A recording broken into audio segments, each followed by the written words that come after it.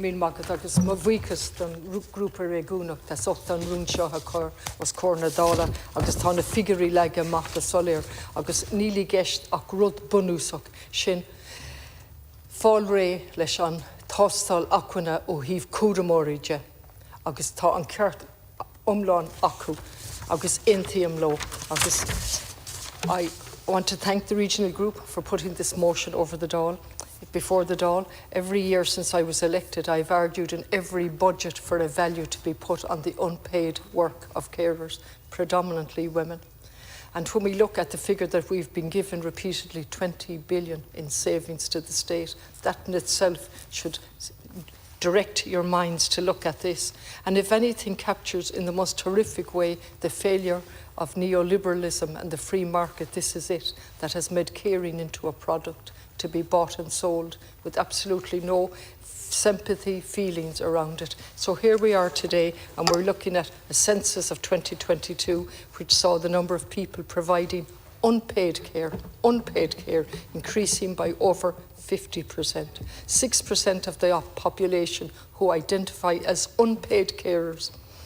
and unpaid care being provided by women, of course. And then we have the report, and I want to thank Family Carers Ireland as usual, and the second survey that they undertook, and they looked at the savings to the state, and they said that by 2030, 1 in 5 adults will be carers. And what's interesting, 52% of the people who replied were living in a household with a gross income of less than 30,000, struggling to make ends meet, struggling psychologically, struggling to pay their rent, struggling to pay their mortgage. And you know, last week this Dáil endorsed, I didn't, a pension scheme that will take €40 a week out of their pocket in addition for anyone earning more than 20,000. And of course, we have the Supreme Court judgment awaited, where a woman struggling to mind her son with